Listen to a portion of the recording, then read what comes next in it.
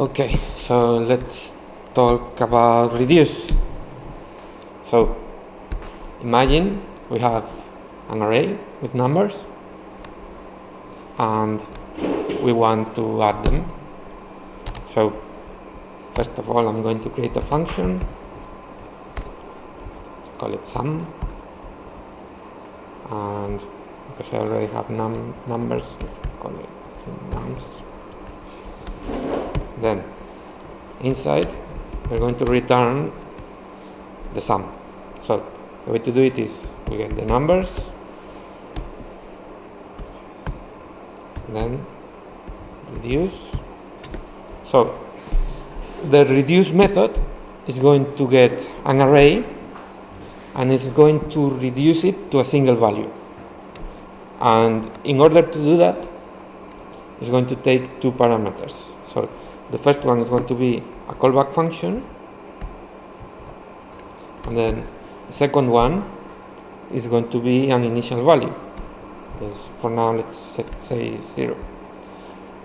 So this initial value is the initial value of the accumulator that we are going to see now what it is. So the callback function takes at least two parameters. So the accumulator and the value that is iterating on. And as many other methods, it can take as well an index and an array. But for now, we don't need that, so let's keep it simple. So accumulator and value. In this case, how should I call the accumulator? To make it more total, for instance, yes. And value, number, yeah. More accurate. Number, okay. So then what we need to return now is the sum of the total plus the number. So the accumulator that we are calling total is what is going to be returned after each iteration. So on each iteration, we are going to perform some operations that we are specifying on the callback function. And then we are going to return something. So what we are returning is the next accumulator on the next iteration. So in this case, I want the total plus what? Number. Okay. And yeah, so I'll make now, let's say, a small table. So we have iteration, then we have value, we have no, sorry. Do you mind zooming out a bit so we can all see all the... Yeah, I'll zoom now. Just a second. Accumulator, then value, and then what is going to be returned. Okay, so I'll zoom out a bit. Can you see it now? Yeah, it's just to kind of be able to see it. Yeah, it's fine. Okay. So on the first iteration, the initial value, we said it was 0, right? So let me add another one. I'll do the first one. The initial value for what? For the accumulator. So in this case, the total. Every time that we use accumulator and current value, do we have to put 0 at the end? Not every time. I'm going to explain it. But for now, let's keep it simple. So we have the first iteration, iteration 1. I'm going to do the first one and then you will do the rest. So first iteration, the accumulator is going to be 0. The value is going to be, it's going to be 1. And the value returned is going to be 1. Okay, so now on the next iteration, iteration 2, min z. What is going to be the accumulator? 2. y2.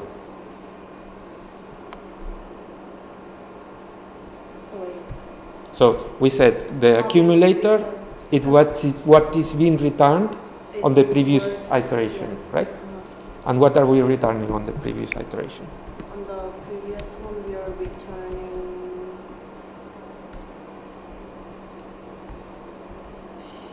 Can you see it? Oh, it's 1. So on So- the second one, it's going to be 1. It's going to be The 1. number is going to be 2. And value is going to be 2. And what are we going to return? 3. And we are going to return 3. Okay. So, third iteration. Agrima. What is going to be the accumulator? 3. Very well. And the value? 3. And the return? 6. Very well. And Daniel, fourth iteration. Accumulator? 4? Why 4? So we said the 6 because why? This is 1 plus 2 plus 3. But not because of that, because it's what we returned on the previous iteration. Yeah. So on the third iteration, the returned value was 6. So 6. And the value is going to be 4. And then the returned value 10. Very well. So fifth iteration. Adam It will be 10. will be 10. Very well. And then the value 5. And the return value 15. 15. Okay. And sixth iteration. Ian, what's the accumulator? 15. Then Value will be 6, yes, and the total will be, the return value will be will be 21. 21. And the last one, Panos, 21, 21, 7, 21, 7, 28. and 28. Yes. Okay, so let's check that we are right. Oh, sorry, I didn't call the function. So sum, and then we pass numbers, and if we check now, it should be 28. There we go. So this is the way reduce works. So what if I don't have an initial value? The accumulator is going to be the first number inside the given numbers. So the accumulator is going to be the first element of the array. And then the first value is going to be the second element of the array. So I'll do it again. So, but we are not going to do all of it. Just I have a question. yes. So inside the function, you are using numbers. Yes. Does that mean that if you Oh, remove... if Yes, you I remove- did. Sorry, that was my fault. Should be. No. Should be. Yeah, should be nums. Yes. Yeah, should be.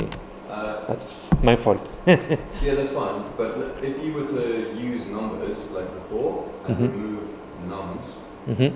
from the argument, would you be able to call just sum with empty brackets? And Yes. Would it still work? Yes. It would still use that array which Yes. is outside the function. Yes, because numbers is defined outside, so So it has global scope. it has access to the scope. Whereas Can you please explain that again? So- What just Adam? this, because numbers is accessible because it's on the outer scope. Yeah. So because it's defined on the outer scope, you can access it. If it was the other way, if it was defined inside the function, you try to use it outside, you won't, Yeah. you wouldn't be able to. So yeah, if we try, it works. And then what will happen like with an empty array? With an empty array, yeah, we can try. But that's going a bit to edge cases. But yeah, let's try. So let's make it nums and nums.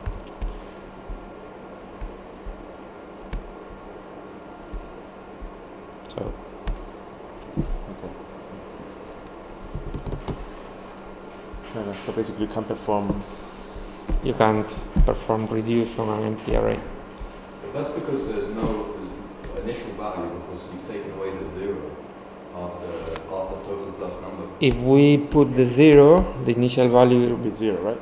exactly, and then it's going to return 0. Because it's going to try to add 0 plus nothing. So 0. We did 1. Let me see. 1. Okay, so we did it with numbers, but we can do it with many things. We can have conditions inside, as long as what we return is a unique value. So we can do many things. We can even replicate all the other methods. We can do map or filter, or for instance, if we set the initial value as an empty array, and then I'm not going to solve it because this goes beyond, this is overcomplicating it, unless you want. But if you set an empty array and then you push on each iteration to this array, you can replicate the other array methods that return an array. Likewise with an object. So, okay, I'll make an example. So imagine we do. So for map, for instance, let's say we have I don't know, numbers again. 1, 2, 3. And on each iteration I want to add 1 to the number. So then we have we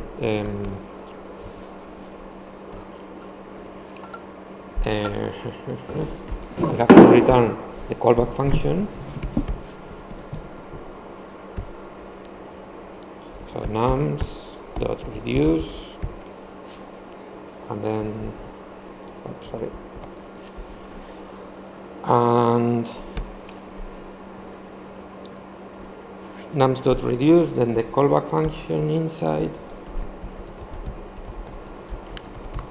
and we have, as usual, the accumulator that is going to be the array. I don't know how do I call it. Doubles, because I'm going to make the doubles. So multiply it by 2, and then we have each value. So if on each iteration we push the double of the value, so we do value times 2, and then we push this, so doubles dot push, and then value times 2, and then we return doubles. So we are creating a new array with the doubles of the. So let's see if it works. If it doesn't work, I'll debug it. Yep. So we have 2, 4, 6. So yeah, let's do again the. Is the accumulator the doubles? Is the array the doubles? Sorry? Is the array the accumulator? Exactly. The array is the accumulator, and because you are only returning one value, you can use reduce. But of course, it's simpler to use map because it's the tool to do that. But just to show you that reduce is very powerful. You could do many things with it. You could even add an if inside. So if the number is even, multiply by 2, otherwise divide it by 2. Or yeah. Like, yeah. So I don't know. Any questions about this? Do you understand how it works? Or would you like to run another example? Be good if you run another example, yeah. So, okay. So let's say, yeah, I don't know. So imagine I want to count the vowels inside a string. So tell me a long name, or in Spanish I would say murciélago, but because it has a lot of, but a long word, hippopotamus. So let word. Sorry, I need the vowels, and this is going to be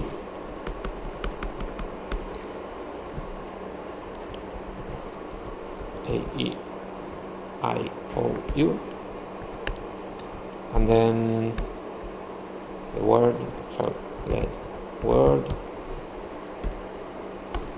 and hippopotamus. Is this the way that is spelled? I think so. Okay.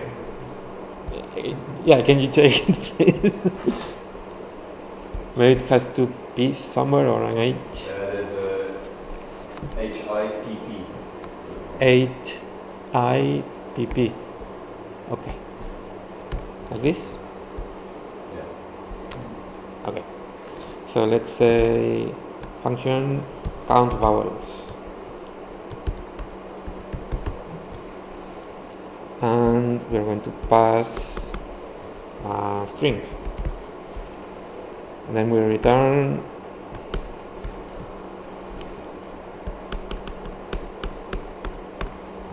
the string, and then reduce, and we want to return a number. So the initial value, let's make it 0. Got a typo there. Where? You typed to reducer? Oh, yeah, sorry. Because I've been working with Redux. Okay, so reduce, sorry.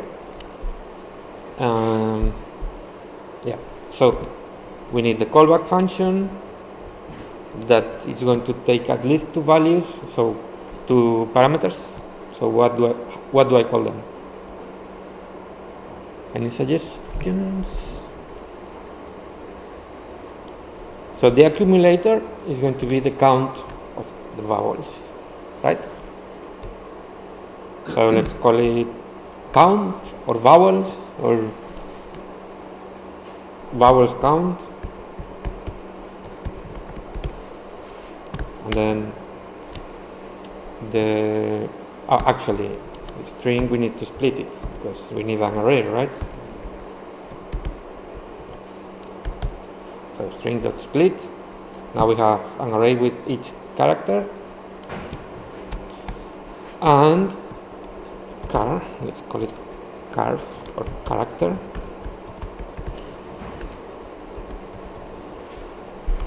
So now we need to check if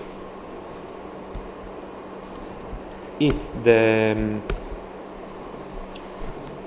character is included in vowels, we add 1. So how do I do that? So character, right? Because we need to use the character. So how can I check if a character is included in a string? Do you know? String dot includes character. exactly. So the string exactly. But in this case, yes, string exactly.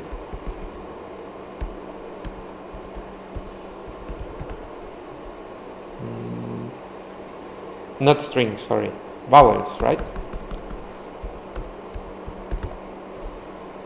Vowels that includes character.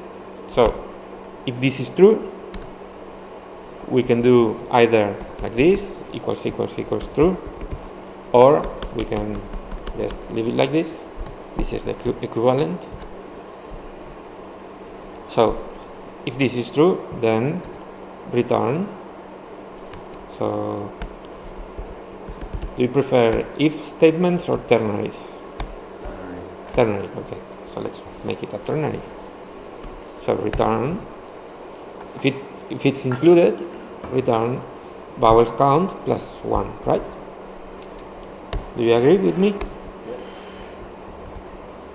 Otherwise, return, what do I return otherwise? Just a vowel count. Huh? Vowel count. Vowels count, yes. Okay.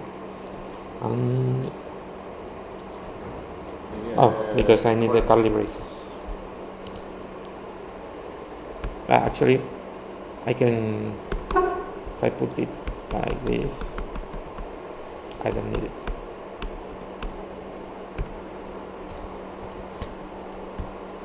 Okay. So, yeah, let's do the same thing then. So let me just invoke the function. I call it count vowels. And we are going to pass the word. So, first iteration. Is, where do we have Yes, function find vowels in string?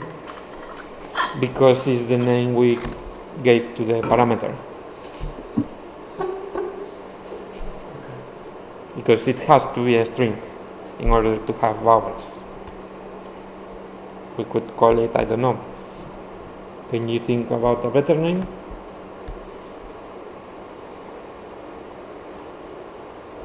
I don't know, maybe words or sentence, or, but it doesn't necessarily, because if it's only one word, it's, I don't know, maybe string is accurate, right?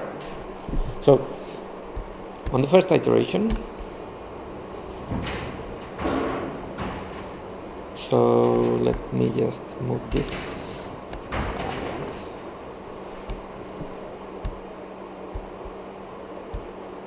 Now. Okay. So first iteration. What is going to be the accumulator? As 0. So we can started with 0 and the value h.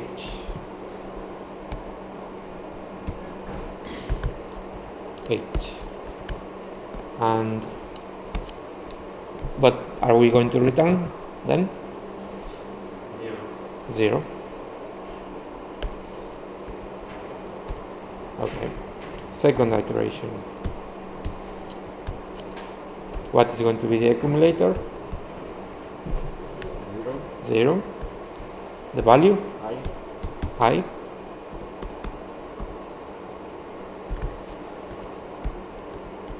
Yes. I guess it should be 1. Yes. If we did everything right, it should be 1. So, third iteration.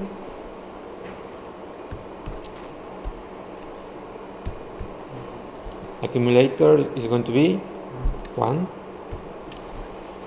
Then the value p. 1. Sorry, p is a string. Then 1. So I think we all understand it, right? Yeah. So I'm going to run it. Let's see if it works. 5. So how many vowels does this word have? 1, 2, 3, 4, 5. So it works. Okay. So any questions? No? I think. Okay, so I'm going to leave it here then. Thank you.